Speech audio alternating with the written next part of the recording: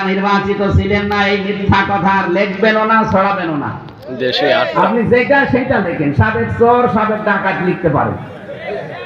আর এই 8 সাল থেকে 24 সাল যারা টাকা নিয়েছেন রাষ্ট্রে এমপি মন্ত্রী হয়ে, এই টাকা সব রাষ্ট্রকে ফেরত দেওয়া লাগবে, কারণ এই টাকা সব জনগণের না। চোরের যে বিধান আছে, চোরের বিধান কি? যদি এইটা রাষ্ট্রীয় ভাবে কায়েম থাকতো, বলেন তো এই যে দরবেশের হাত থাকতো, তো 2-1 টাকা না, 36,000 কোটি টাকা চুরি দিবে।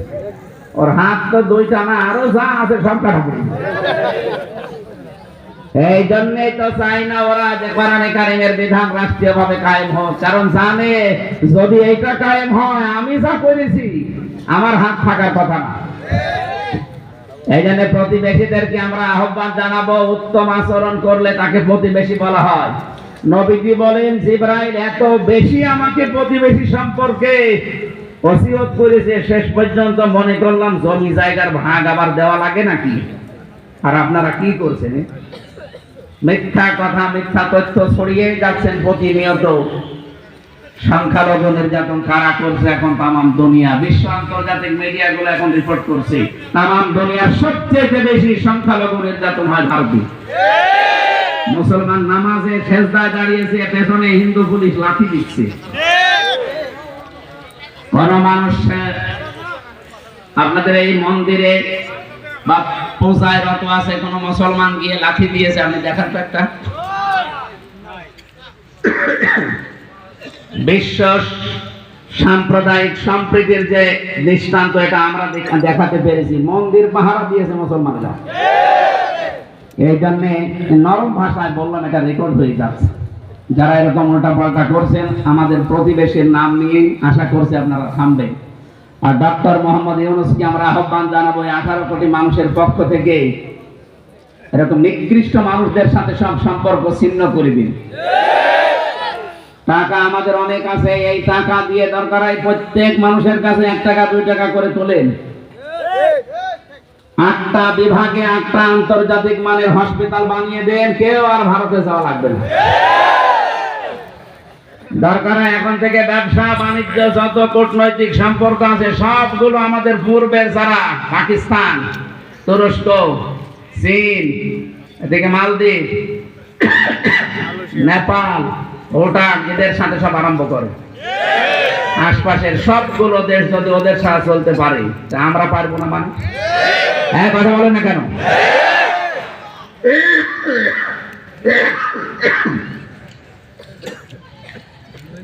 কোরআনে কারিমের অনুষ্ঠানে আমরা আজকে এসেছি তাফসীর শোনার জন্য। আমরা তাফসীর আকারে কথা বলবো। অন্যায় যেখানে প্রতিবাদ, সেখানে এটা মুসলমানের নীতি। আমাদের যেহেতু এখন হাতে ওই ক্ষমতা নেই, মুখে আল্লাহ একটু দিয়েছে, এই জন্য মুখের প্রতিবাদ জানালাম।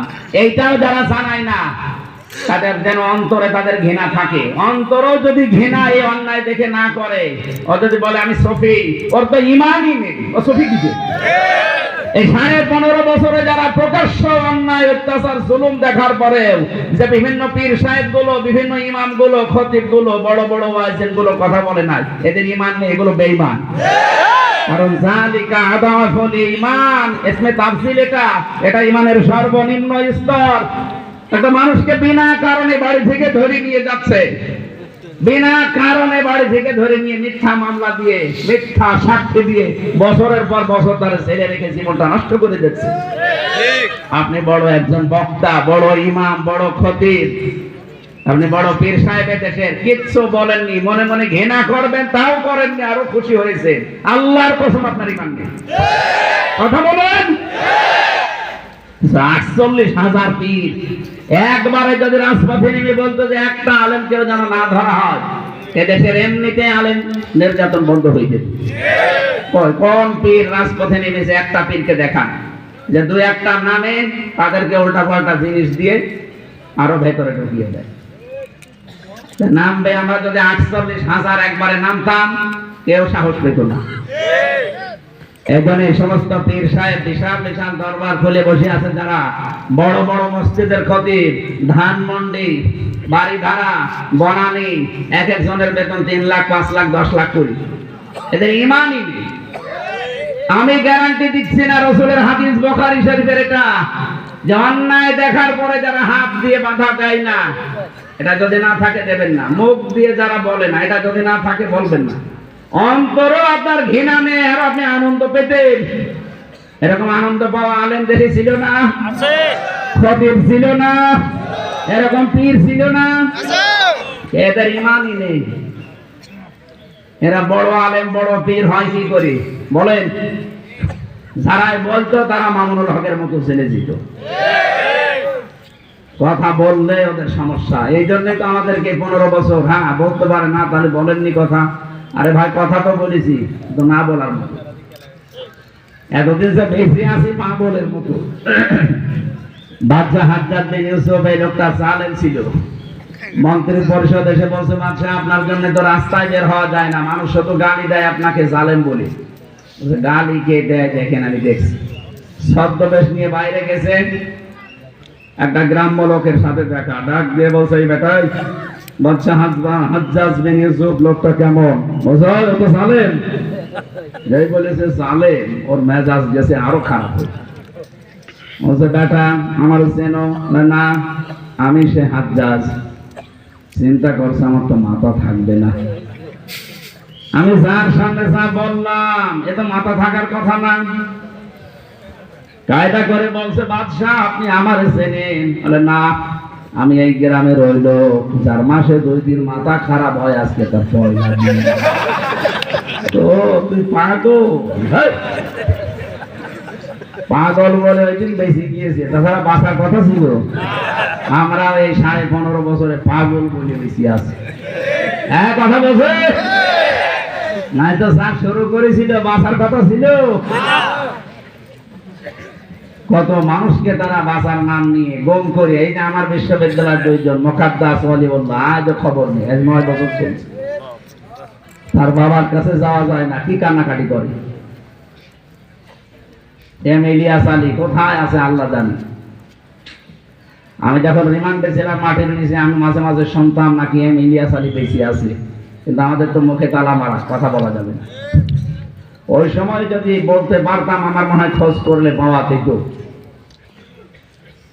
ব্যারিস্টার আরমান যদি 8 বছর পরে বেরিয়ে আসতে পারে, আমান আজমি যদি 10 বছর পরে বেরিয়ে আসতে পারে, এম ইলিয়াস আলী আসতো, কিন্তু কিছুদিন আগে তারা মেরে দিয়েছে।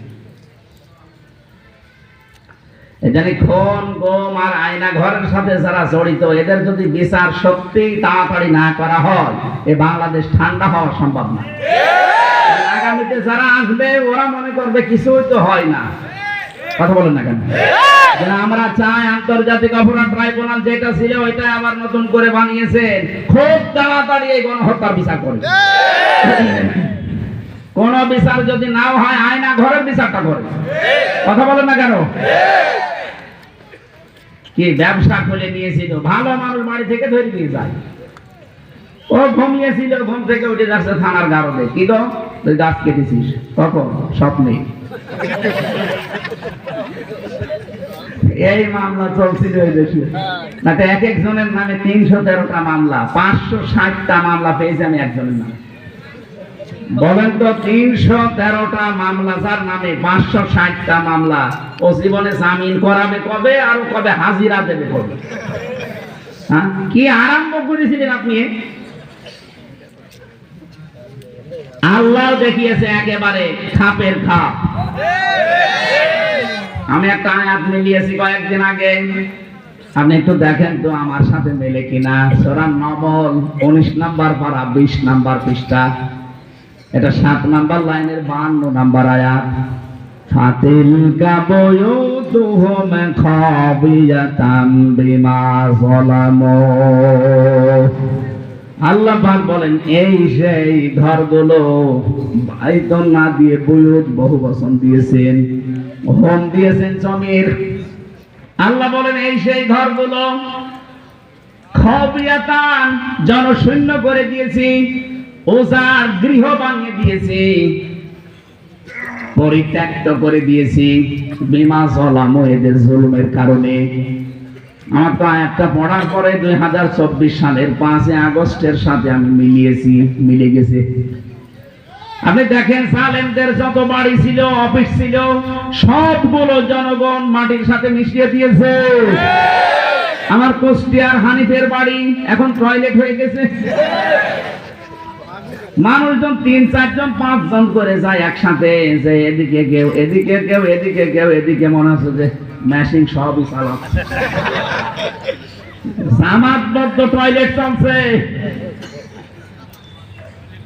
এই তো 5 দিন না 6 দিন আগের পত্রিকা, ঢাকার যে বাড়িটা এত আবেগের বাড়ি ছিল, যেখানে জুলুমের দুর্বিসন্ধি হইতো, একটা বলছেন এখানে, যেখানে মানবতার বিরুদ্ধে বিরোধী দলের উপরে ষড়যন্ত্রের চিন্তা ভাবনা চলতো, যেখানে সেই বাড়িটার দিকে তাকান, আল্লাহ যেন খবিয়াতান পরিত্যক্ত বানিয়ে দিয়েছে। 5 দিন আগে পেপারে দেখলাম প্রায় 4-5 জন একসাথে টয়লেট করছে।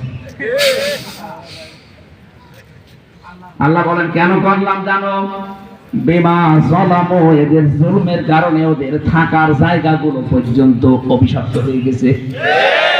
আল্লাহ কিন্তু এতটুকু শেষ করে দেননি, এর পরের শব্দের দিকে তাকান, ইন্না ফি যালিকা লায়াতাল লিকাউমি ইয়ালামুন।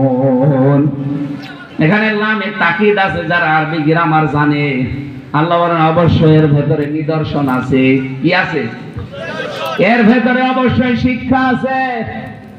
লায়াতান, অবশ্যই শিক্ষা আছে। লায়াতাল লিকাউমি ইয়ালামুন, ওই মানুষগুলোর জন্য যে মানুষগুলো জ্ঞানী। আমাদের সামনে আজকের এই বিশ্ব শিক্ষা কি বাংলাদেশ নিয়ে জালেমদের এত বড় শিকড় যদি আল্লাহ কেটে দিতে পারে, আপনি লক্ষ্য করেছেন কোন শিকড় কত দূর পর্যন্ত ওরা শিকড় গেড়েছিল? দারোয়ান থেকে শুরু করে সংসদ পর্যন্ত সব জায়গায় থরে থরে বসিয়েছিল। আমি বানিয়ে বলছি, রিমান্ডে আমি যা পেয়েছিলাম সবই ওই আমারে ধরে নিয়ে যাচ্ছে যে মামলার আয়ু, পুলিশ ওদের, যে ম্যাজিস্ট্রেটের কাছে উপস্থাপন করছে ওদের, যে বিচারপতি বিচার করবে সে ওদের, যে উকিল বাধা দেবে সে ওদের, যে জেলখানায় দেবে সেটা ওদের, জেলার সোফা ওদের। কার কাছে আপনি ন্যায় বিচার চাবেন? আমাদের যে উকিল থাকতো পুতুল, ওর কথা কেউ শোনে না। জুলুমের চাইতে বড় দৃষ্টান্ত পৃথিবীতে আমি আজও পাইনি, যা পেয়েছি নিজে। এই জন্য তো অসুস্থ করে ফেলেছি, আমারে জীবনটা আমার শেষ করে দিয়েছে। 3টা বছরে ফাঁসির কন্ডেম সেলের ভেতরে রেখে রেখে।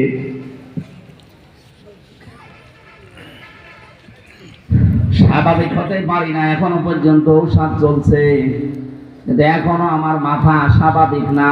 কথা বললে আমার কণ্ঠে এবং মাথায় ব্যথা আসে। আপনি যা করেছেন ভেতরে আমার সাথে, শুধু আমি না, আলেমদের সাথে যা খাওয়িয়েছেন, এই খাবারের ভেতরে আমার মনে হয় কিছু মিশানো ছিল। ওরা এমনি খাবারে কিছু মিশায়, তেঁতুল দেয়, তেঁতুল প্রত্যেক খাবারে তেঁতুল দেয়, যেন মানুষের যৌবন নষ্ট হয়ে যায়। নাই তো কেউ 20 বছর 25 বছর 30 বছর যারা আছে বউ ছাড়া, এটি এমনি থাকা সম্ভব জীবনও না। আমরা অনেকে বলতে পারে যারা বিভিন্ন দেশে যায়, বিদেশে, তারা থাকে কি করে? আরে ভাই, আপনি জানেন আমি যতগুলো দেশ ভ্রমণ করেছি, অনেকগুলো দেশে যে একজন পড়ে আছে আজ 20 বছর 22 বছর, বাড়ি আসে না। কি আপনি বাড়ি যান না? বলে বাড়ি যেয়ে কি করব? এখানে আল্লাহ সব মিলিয়ে দিয়েছে। বরিশালের এক ভাইকে পেয়েছিলাম মদিনায়, জিজ্ঞাসা করলাম কত বছর আছেন? 18 বছর। কি বাড়ি যান না কেন? বিয়ে করে রেখে এসেছি, একটা ছেলে জন্ম দিয়ে, এই চলছে, বাড়ি আমার যাওয়া লাগে না। এখানে যে মালিকের আন্ডারে আছে, যে কোরআন শরীফ আমার সামনে, এখানে যে মালিকের আন্ডারে আছি, ওনার 4 বউ, একটা বউ আল্লাহর রাস্তায় আছে। এইরকম করে তারা থাকে বিভিন্ন কায়দা কৌশলে, আরো বিভিন্ন মাসলা মাসাইল গেইছে। জেলখানায় তো কোনো মাসলা নেই, কারণ সবই ওখানে পুরুষ মানুষ। এক কথা বলছেন এটা?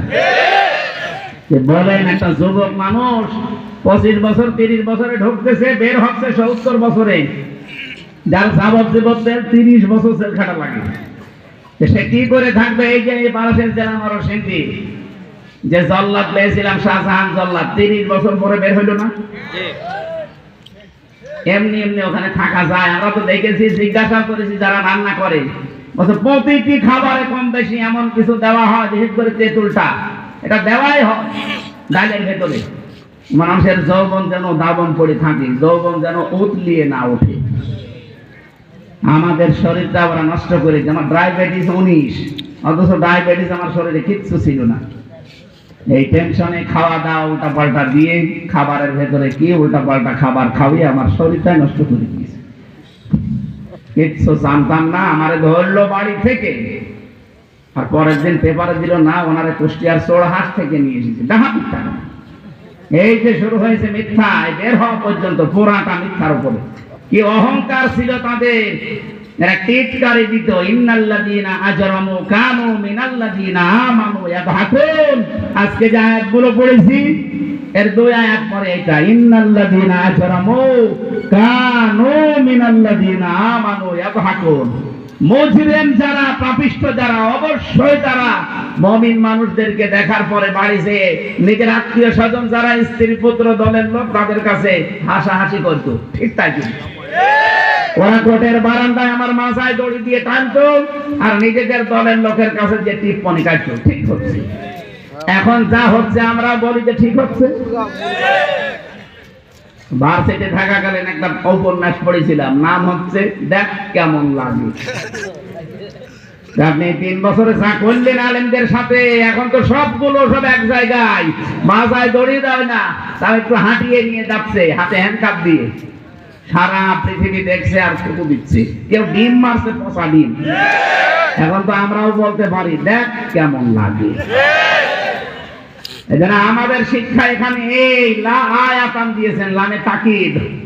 ওদের এত বড় গভীর শিখর যদি আল্লাহ উল্টিয়ে ফেলতে পারে, কেটে দিতে পারে, ওদের বাড়ি, ওদের অফিস যদি আল্লাহ পরিত্যক্ত করে দিতে পারে, আগামীতে যারা চেয়ারে বসবে এরাও যদি জুলুম করে জনগণের উপরে, এদের বাড়ি ঘর উজাড় গৃহ আল্লাহ বানিয়ে দেবে।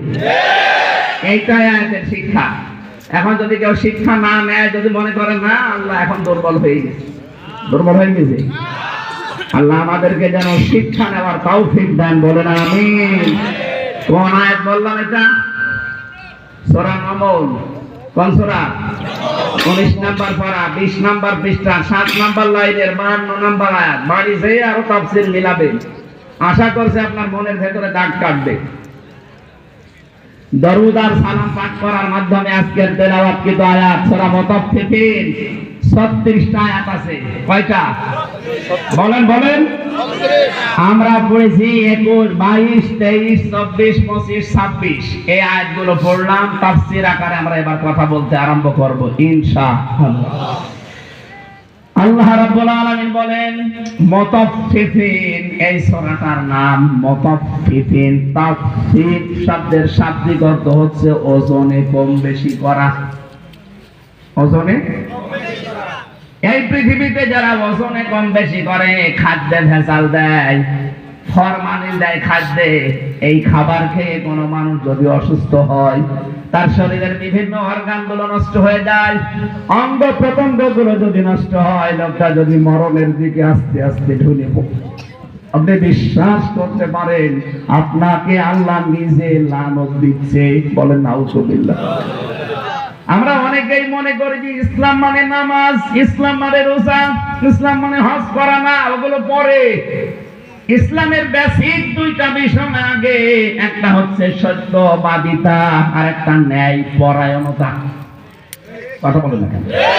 বিশ্বনবী নামাজ আরম্ভ করেছিলেন 53 বছর বয়সে। কত বছর? 53। বলেন বলেন। 53 বছর বয়সে উনি গেছেন মেরাজে, সেখান থেকে নামাজ আনলেন। এর আগে উনি নামাজ পড়েছেন না। এর আগে তো সূরা ফাতিহা নাযিল হয়েছিল 40 বছরে, কিন্তু উনি নামাজ তো পড়েননি। কারণ নামাজ নিয়ে এসেছেন কত বছর বয়সে? 53 বছর বয়সে তিনি মেরাজে গেলেন। কি বলেন ইসলাম আমার তো বুঝে আসে না। আপনি তো ইসলাম নবীজির কাছ থেকে নেবেন।